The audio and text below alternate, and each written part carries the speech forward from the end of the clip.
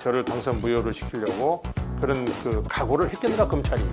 이거는 어떤 외부와 연계되거나 상부의 지시가 없어서야 있을 수 없는 것이라고 하는 이런 합리적인 의심을 할 수밖에 없다는 그런 상황이고. 2006년도 이제 지방선거에서 제가 이제 수도권에서 유일하게 당선된 다음에 바로 제가 착수한 게 국제적인 디자인 도시를 워커힐에 인접한 구리시 한강변에 유치하는 걸 그 사업을 쭉 해왔습니다. 그러다가 2010년 선거에서 이걸 이제 선거 공약으로 이제 제시를 하고 그 압도적인 표 차이로 당선이 되었거든요. 이게 쭉 진행이 되어서 저희 사업이 이제 그 사업 부지가 그린벨트로 묶여 있기 때문에 이거를 그 풀지 않고는 이제 사업을 착수할 수 없는 거죠. 그래서 이제 그린벨트 해제 작업을 수년에 걸쳐서 해서 이제 그린벨트 해제를 위한 국토부의 중앙도시계획위원회 심의 상정이 되었습니다. 이제 그 무렵이 2014년 6.4 선거 때였습니다. 선거를 앞두고 상대방 후보가 구리 월드 디자인 시티 사업은 이건 허무맹랑하다, 실현 가능성이 없다라는 그 아주 네거티브 악선제를 통해서 공격을 해왔기 때문에 저 입장에서는 방어하는 차원에서 무슨 소리냐, 이미 국토교통부 중앙도시계획위원회에 상정이 되어서 두 차례나 지금 심의를 받고 있는 상태이기 때문에 선거 사무소 외벽에다 이렇게 프랭카드 하나 걸었습니다. 이제 그 내용이 국토부의 그린벨트 해제 요건 충족 완료, 요 한마디를 걸었었는데, 이것이 허위사실 유포라 해가지고 상대방 후보 측에서 저를 고발했고, 검찰이 이것을 기소해서 이제 재판에 넘겨져서 1심에서는 80만 원, 저로서는 이건 당연히 무죄라고 생각했지만 어쨌든 1심에서는 직을 유지할 수 있는 100만 원 미만으로 선고가 됐기 때문에 저는 항소할 생각이 없었습니다만 검찰에서는 바로 항소를 해서 저도 어쩔 수 없이 항소를 했고 이제 대법원까지 갔는데 2심에서 이게 약 4배가 많은 300만 원으로 선고를 했습니다. 통상적으로 2심은 1심의 형량을 그보다 좀 경감해 주는 게 통상적인 예인데, 저 경우만은 뭐 웬일인지 모르지만 4배나 그때 가중을 시켜가지고 당선 무효형을 선고했는데, 그 당시에 보수 성향의 뭐 종편에서도 뉴스로 이건 대단히 이례적인 거다, 문제가 있다는 식으로 보도를 했고, 지금 우리 경기 인천에서 가장 그 유력지라고 할 수 있는 경기일보에서도 사설을 통해서 이 재판은 상당히 좀 문제가 있는 재판을 했다는 식으로 이렇게 보도가 된 적이 있었습니다. 근데 이게 이제 대법원에 상고가 됐는데, 대법원에서도 그냥 상고 기각을 해서 결국은 2015년 12월 10일 날 대법원의 확정 판결로 보중 하차를 해서 억울하게 제가 추진하던 구리 월드 디자인 시티 사업을 뒤로 하고 퇴직을 했는데, 저를 고발하고 그 다음에 당선된 새누리당 후임시장이 결국은 이 사업을 의도적으로 중도시켰습니다. 그러니까는 뭐 거의 뭐 주겠다고 해도 뭐 과언이 아닐 정도로, 그러다 보니까는 제가 그 30억 달러에 이르는 막대한 외자를 유치했던 것도 결국은 유효 기간이 끝나서 다 만료가 돼버렸고, 78개에 이르는 건축이나 디자인 관련 글로벌 기업들을 저희가 국제유치자문단으로 구성을 해가지고 제 재임 동안에 6년에 걸쳐가지고 봄과 가을로 12회째 정례회의를 해오던 국제유치자문단도 구리시 사업에는 이제 손을 떼겠다, 철수하겠다, 이런 공식 통보를 해보고 그 국제유치자문단마저 해체를 해버린 그런 상태를 맞이했습니다. 제가 알고 있기로는 그 항소를 했을 때 그 1심이 재판에 그 어떻게 보면 만족을 못했을 때 이렇게 하는 거고, 이거는 80만 원이라는 거는 검찰 패소라고 보기도 좀 힘든 사안 아닙니까? 그렇죠. 일단 네. 기소를 해가지고 뭐 벌금형 유죄 판결이 났으니까 예. 검찰이 배수한 건 아닙니다. 예. 이 검찰 부분은 제가 정말로 도저히 이해할 수 없는 부분이 뭐냐면 예. 우선 그 프랜카드 현수막 내용이 이게 허위 사실이냐 아니냐 하는 것은 이런 기회에 분명히 한번 밝혀두고 싶은데요. 예. 이제 예를 한번 들어보겠습니다. 야구에서 예. 선발 투수가 이제 등판합니다. 그래서 예. 5회까지 공을 던졌는데 예. 점수를 리드한 상태에서 예. 이제 감독이 교체를 할 필요가 있다고 생각하면 이제 투수를 바꾸지 않습니까? 예. 그럴 때 이 선발 투수에 대해서 뭐라고 표현하냐면 아무개 투수 승리 투수 요건을 충족하고 교체가 되었습니다. 이렇게 예. 얘기합니다. 그렇죠. 그런데 문제는 이어서 던지는 투수가 선발 투수의 점수를 지키면 예. 이 선발 투수가 승리 투수가 이제 확정이 되는 거고 그렇죠. 만약에 불행히도 역전 패하면 예. 선발 투수가 승리 투수의 요건은 충족했지만 결과적으로는 승리 투수가 되지 못하는 그런 겁니다. 그렇죠.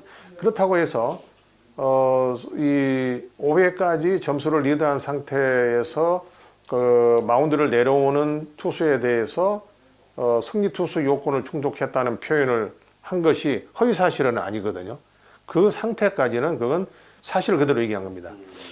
제 케이스가 바로 그린벨트를 풀기 위해서는 법에서 정하는 수많은 그 절차와 요건이 있습니다. 이런 법적인 요건을 충족을 한 다음에 그 다음에 이제 드디어 국토부에서 이제 중앙도시기획위원회에 상정을 하거든요. 이 요건이 충족이 안 되면 상정을 아예 안 합니다. 제가 전자에 말씀드렸지만 그 당시 저희 사업이 국토부 중앙도시기획위원회 상정이 되어서 2번 그때 이제 심의를 받았거든요. 그러니까 요건이 충족되었기 때문에 현재 지금 심의 중이다고 한 거거든요. 제가 언제 그린벨트가 해제가 되었다고 했습니까? 해제를 위한 요건이 충족되었다고 하는 거거든요. 이거는 정확한 사실 표현입니다. 그런데 검찰도 그렇고 법원도 그렇고 이런 행정적인 절차나 용어를 잘 이해를 못한 탓인지는 몰라도 일단은 기소를 했습니다. 좋습니다. 뭐 기소까지는 검찰의 뭐 기소 독점주의니까 문제는 구형을 할 때 검찰이 저에 대해서 징역 10월을 구형했습니다. 실형을 구형한 거죠. 이 뜻은 제가 나중에 이제 이렇게 알고 보니까요.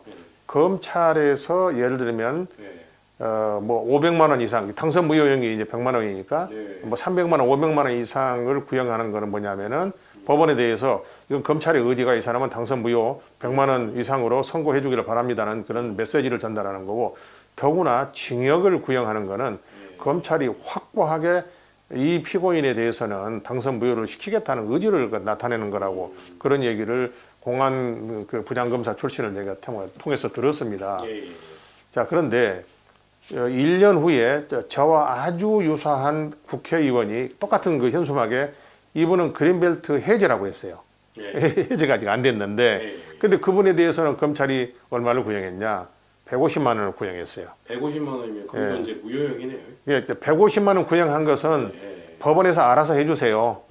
뭐 저 100만 원 미만으로 하든 무죄를 하든 그런 뜻이 내포되었다는 얘기.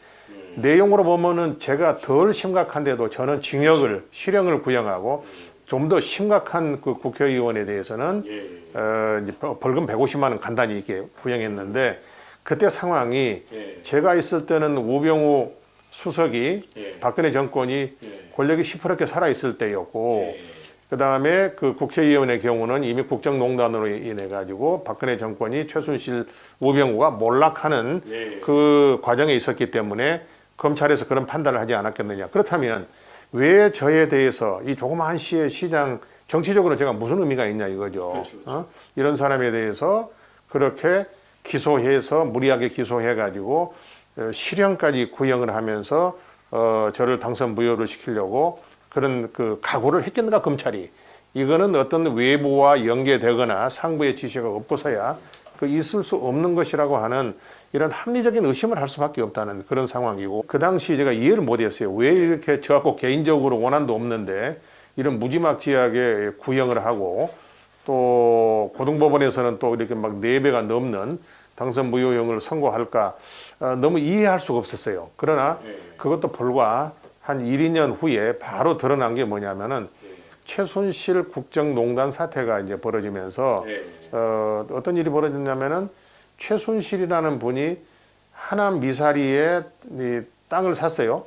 그리고 나서 얼마 있다가 박근혜 대통령이 당시 서승환 국토부 장관에게 전화를 걸었다는 겁니다. 장관님, 여기 하남 미사리에다가 뭐 국민체육지원센터를 건립하는 계획을 검토해 보세요. 앞으로 평창 올림픽도 있고. 그래서 이게 이제 그 다음 날 이게 국토부에서 지시가 떨어져 가지고 이 소문이 나서 하남의 미사리 땅이 땅값이 오르니까 최순실 씨가 땅을 되팔아서 17억의 시세 차익을 올렸다는 그런 기사를 읽은 적이 있습니다. 저는 그걸 보면서 이거 봐라. 미사리 땅보다는 워커힐 옆에 있는 구리 토평 한강변이 훨씬 더 좋은 땅인데 이 좋은 땅에 대해서 최순실 씨가 검토를 안 했을 리가 없는데 왜 그냥 넘어갔을까?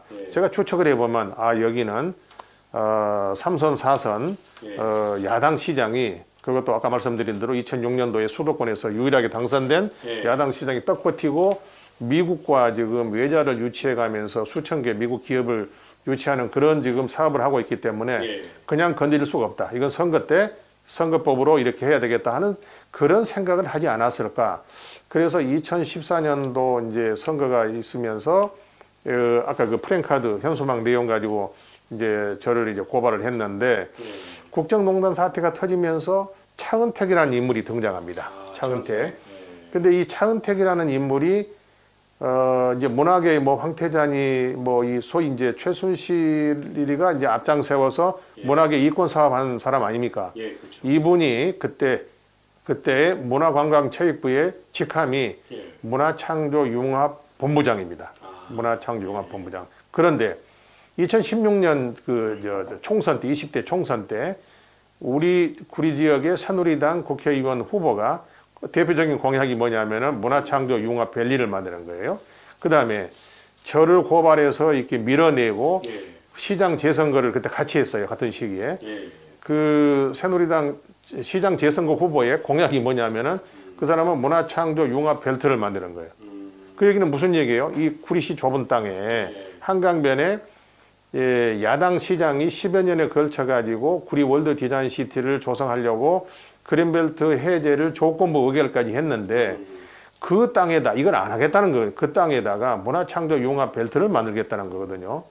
그렇다면은 저 문체부에 있는 차은택하고 여기 지금 구리시의 지금 국회의원 새누리당 국회의원과 새누리당 시장 후보가 똑같은 공약과 똑같은 사업을 얘기합니다. 그러면 이것은 세 사람이 지금 다 지금 공동체 한 묶음으로 우리가 생각할 수밖에 없는 거거든요. 그 다음에 항소심 재판을 하는데요. 의정부 지검에 있는 기소검사가 공판 몇 번 열릴 때마다 그 서초동까지 달려옵니다. 대개의 경우는 이게 지금 항소심 가면은 고등검찰의 공판 담당 검사가 재판장에 나오거든요. 그렇죠. 그런데도 불구하고 의정부 지검의 지검의 그 기소검사가 계속 와가지고 엄벌에 처해달라고 아주 그냥 강력하게 주장을 한 거 보면서 저는 그 무슨 생각이 들었냐면 왜 저렇게 이게 조그만 시의 시장을 못 쪽에서 안달일까 하는 생각을 해봤는데 이것도 역시 보면은 무엇인가 외부에서 어떤 뭐가 연계가 되거나 그런 게 없었으면 그렇게까지 할 리가 저는 없다고 보거든요. 그럼 무죄라고 지금도 확신을 하는 거. 아까 얘기했지만은 사실관계를 사실대로 저는 표현했는데 이런 건 있을 수 있어요. 띄어쓰기를 안 하면 아버지가 방에 들어가신다를 잘못 띄어쓰기를 안 하면 아버지 가방에 들어간다 이렇게 표현상에 약간의 이제 뭐 오해가 있을 수 있거나 약간 과도한 표현은 있을지 모르지만 이게 그렇다고 100% 허위 사실도 아니고 표현상에 약간 문제가 있다고 해서 시민이 국민이 뽑은 선출한 시장을 그것도 11만 명의 일자리를 만들어내고 2천여 개의 지금 외국 기업을 유치하는 그게 막바지에 있는 시장을 죽여서 이 사업을 죽여버리는 이런 판단을 저는 할 수는 없다고 생각을 하거든요. 그러면 이제 그때 당시에 검사와 말 그대로 법원과 뭐 지금 봤을 때는 뭐 지금 현재 상태로 그때 당시의 상황을 유추해 보자면은 불가능한 일 아닐 거라고 지금 생각이 지금 저도 이제는 들거든요. 그 전에는 뭐 최근에 이제 재판거래 이런 게 드러나면서 예. 그럴 수 있다. 근데 그게 이제 아까 이제 1심에서 80만 원이 이제 2심에서 300만 원 올라갔는데 예. 왜 이게 제일 문제가 되냐 부당하냐면은 예. 물론 이 재판장이 예. 이제 뭐 나중에 보니까 원세훈 그 사건도 예. 원세훈 원장한테 아주 유리하게 저 판결을 내린 분이고 아, 그래요? 이제 뭐 이제 법조계에서는 그분이 아주 우파 극우적인 그런 성향이 있는 분으로 이렇게 소문이 났습니다만은 어쨌든 지금 제 재판에 대해서도 이런 뉘앙스예요.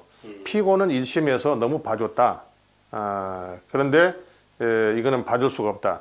그 판결문을 이렇게 읽어보면요. 제가 지금 몇 가지 이제 도저히 납득할 수 없는 그분이 저를 이 중형을 그러니까는 벌금을 지금 당선 무효용 이상으로 선고한 근거를 이제 몇 가지를 들고 있는데 뭐 예를 들면 그런 겁니다. 프랜카드 이렇게 걸어놨는데 그게 건물에다가 지금 길이가 지금 6개층에 해당되고 폭은 건물 1층을 덮어 한 개층을 덮어버린다는 얘기인데 쭉 건물이 이렇게 있으면 한쪽에 이렇게 내려와 있어요. 그러니까 이게 6개층에 걸쳐서 길이는 맞아. 그러면은 한 개층을 뒤에 없는다면은 여기서 여기까지 다 덮어야 될 거 아니야. 한 개층이니까. 그런 구체적인 사실까지 판사가 재판할 때 들을 필요가 있네요. 거기 판결문에 있어요. 판결문에. 그러니까 선거를 앞두고 이렇게 엄청난 그 시험 소박을 걸었으니까. 판사가 직접 조사할 일도 없잖아요. 그러니까 와보지도 않았죠. 네, 제보를 했다라는 얘기입니까? 판사는. 아니 근데 이제 그 검찰 수사 기록에는 다 그게 이제 사진이 있죠. 그 사진을 제대로 봤으면 그런 판결문이 나올 수가 없어요. 그 다음에 또 넌센스가 뭐냐면은 그 1심을 할 당시는 국토부에서 이제 심의 2차까지 심의 중이었거든요. 1심 끝나고 그게 이제 그 다음 해에 2015년 3월 19일 날 국토부에서 그거를 조건부 의결을 했습니다. 조건부 의결. 그러니까 조건부 해제가 된 거예요. 그러니까 조건이 붙었지만 해제가 의결된 겁니다. 일단 국토부에서는 다시 의결 안 해요. 그런데 저희가 이제 저희 측에서는 우리 변호사를 통해서 봐라 요건이 충족이 됐으니까 해제가 의결되지 않았느냐라고 이렇게 이제 우리가 변론을 했더니 판결문에 뭐라고 되어 있냐면은 전체 면적이 52만 평을 지금 해제하려고 했는데 그 45%에 해당하는 24만 평만 해제가 됐고 나머지 55%에 해당되는 거는 이제 해제가 안 됐기 때문에 그 부분은 아직도 그거는 허위 사실이다 이런 그 판결문에 들어가 있어요. 근데 제가 그때 프랜카드 건 내용은 52만 평이 지금 요건 충족했다는 얘기가 없습니다. 그냥 이 사업 부지가 지금 해제 요건이 충족이 됐다고 얘기를 하는 거거든요. 근데 이걸 지금 굳이 면적을 따져가지고 뭐 얼마가 남았으니까 이거는 지금 거기는 이제 요건이 충족이 안 됐고 45% 풀린 지역은 요건이 충족이 됐고 그러니까 지금 55%가 안 됐으니까 이건 유죄다 그런 취지거든요. 핀셋 우리 검찰이 핀셋으로 조사를 했는데 근데 이건 제가 볼 때는 이제 궤변이라고 그러니까 현미경 조사를 해서 우리 검찰이 그 정도면은 뭐 아니 검찰이 한 게 아니라 이게 지금 판사가요? 2심의 재판장이 판결한 게 판결문에 들어가 있어요. 그러면 이제 핀셋 판결하신 분들이 재판을 제가 알고 있기로는 뭐 하루면은 수십 건을 다루는데 그 정도까지 이렇게 조사를 하셨다는 거는 제가 보기에는 이 피고는 이 사람은 반드시 당선 무효를 시켜야 되겠다라는 어떤 목표를 정해놓고 그분은 지금 거기에 이유를 여기저기 이제 달자 하니까 이런저런 하는 것 같은데 그분은 어떻게 되셨나요? 그분 뭐 모르겠습니다. 뭐 그 이후에 이제 그렇고 또 하나 이제 또 이게 이제 넌센스가 뭐냐면은 그때 2014년 지방선거를 앞두고 한 두 달 앞두고요 대법원에서 전국 법원에 선거 담당 그 법관 회의를 했습니다. 그래서 이번 지방선거에서는 선거사범에 대해서 1심이 어떤 선고를 하면 1심의 선고 양형을 2심에서는 항소심은 존중해라. 특별한 사정이 없는 한 존중해라 이렇게 되어 있어요. 그럼 제 경우에 새로운 혐의가 추가되지도 않았어요. 그 다음에 특별한 사정이 없어요. 제 경우는 지금 제대로 항소심에서 사실 심의도 안 했습니다. 그냥 기록만 검토해가지고 자기들 그냥 나름대로 써버린 거예요. 근데 지금 우리나라 법원의 형태가 고등법원 같은 경우는 1심의 재판을 다시 이렇게 유추해서 하지만 대법원 같은 경우는 그냥 이게 유죄나 무죄냐만 따지는 거잖아요. 지금. 예. 그런데 유무죄를 따졌을 때 그는 이제 제가 어느 정도는 있다라고 지금 판단한 건데 그래도 그렇다 하더라도 제가 보기에는 그게 이제 뭐 500만 원, 300만 원을 받을 정도까지는 아니라고 저도 판단이 들거든요. 제가 이제 지금까지. 예, 그래서 저는 이 항소심의 이 재판은 완전히 잘못된 거다. 완전히 잘못된 거다 하는 생각이고, 뭐 이제 여담 같지만 완전히 됐습니다. 바로 옆에 제가 이제 그때 서울고등법원 형사 7부인데 네. 바로 옆에 형사 6부의 부장판사는 경기도에 됐습니다. 경기도의 다른 시장 군수들 예를 들면 1심에서 200만 원 받은 사람도 무죄, 1심에서 90만 원 선고한 사람도 무죄.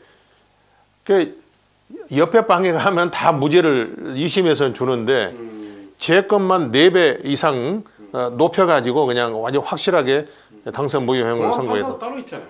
공항 검사도 따로 있잖아요. 그게 이제 뭐 형사부에서 이제 뭐 몇 부부터 몇 부까지는 이제 뭐 선거 담당하고 그렇게 돼 있을 거예요. 그러면 제가 보기에는 지금 이 지금 재판이라는 게 저도 이제 상당히 관심 있게 지켜봤지만은 지금 재판 자체가 제가 보니까는 최순실이나 예. 사법농단 세력에 의해서 예. 제가 보니까는 상당히 지금 관여가 된 거라는 것을 유추를 해볼 수가 있는데 지금 제가 봤을 때는 이런 부분들은 지금 사법농단에 대해서 우리가 이렇게 계속 그 양승태 대법원장도 마찬가지로 하고 있지만 반대로 그 피해자에 대한 뭔가 대책이 지금 있습니까? 뭐 어떻게 소원해 보셨다든가 뭐 아니면 위에다가 뭐 아니 그래서 제가 이제 이제 대법원 이제 판결 나고 나서 제가 너무 억울하고 예. 이거는 무죄인데 이렇게까지 만들어서 예. 재심 청구를 사실은 했습니다. 재심 청구. 재심 청구를. 언제 하셨습니까? 그러니까 2016년도 초에 했었어요. 그런데 2016년도 뭐 한 봄쯤 돼가지고 예. 그해 8.15 때 박근혜 대통령께서 정치인들 특별히 사면 복권이 있다라고 해가지고 또 그 제가 그래도 또 그나마 또 기대를 해가지고 혹시라도 해가지고 그때 우리 민주당에서 그 복권 대상자 명단에 제 명단을 이름을 포함해가지고 넘겼다는 말을 듣고 재심 청구한 걸 일단 지금 제가 취하를 했어요. 근데 지금이라도 뭐 재심 청구를 할 수 있는데 제가 반드시 저는 이 재심 청구해가지고 무죄를 받을까 합니다. 지금 앞으로 정치를 하기 위해서 하는 게 아니라 그렇죠. 지금까지 이제 뭔가 그 하셨던 그 정치적인 오명을 그렇습니다. 뭔가 씻어내기 위해서 하시려고 지금 하는 것 같은데. 그건 제 아내와 우리 아들, 손자들 그리고 우리 주변의 가족들, 지인들 또 우리 사랑하는 우리 구리 시민들 제가 26년 동안 구리에서 시장을 뭐 5번 하고 시장 나오실 건 아니죠? 지금 그렇지만 저를 믿고 사랑했던 우리 시민들이 제가 도중에 이렇게 나온 걸 보고 그 중에는 또 오해하는 분들 많이 있습니다. 그렇기 때문에 저는 반드시 이제 무죄가 돼야 되고 제가 사면 복권이 있을 때마다 내심 기대하는 것은 복권이 되면 그나마도 명예회복이 지금 부분적으로 됐다고 지금 생각할 수 있는 부분이 있기 때문에 제가 기대하는 거거든요. 그런데 이제 이 부분에서 제가 하나 꼭 짚고 싶은 것은 이 사법농단과 이제 연계를 지을 수 있지 않겠냐 하는 부분이 있는데 제 사건이 이제 대법원에 제가 상고했어요. 저도 상고하고 이제 검찰도 이제 상고했습니다. 대법원까지 검찰이 상고했습니까? 그럼요. 그러니까 검찰이 계속 상고한 거예요. 끝까지.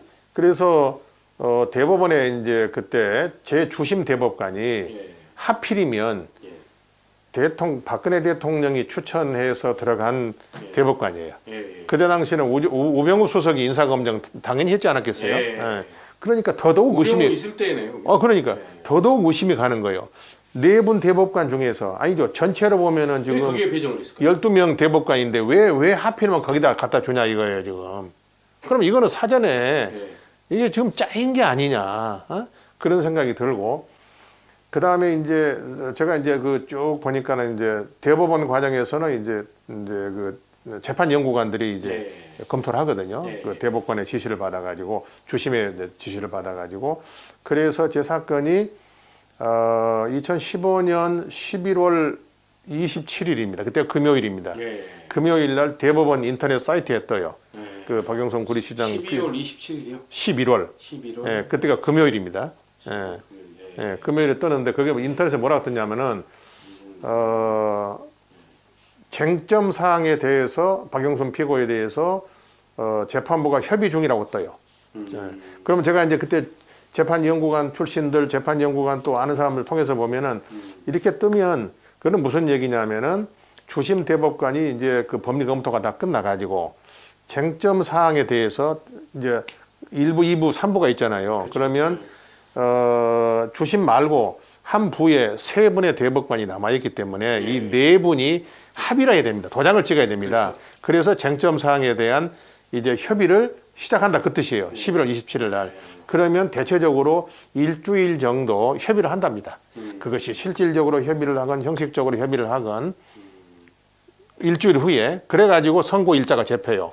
근데 저 경우는 놀랍게도 11월 27일이 금요일이라고 했지 않습니까? 예. 그 다음에 토요일, 일요일, 그 다음 월요일 날 바로 선고 일자를 잡혀버렸어요.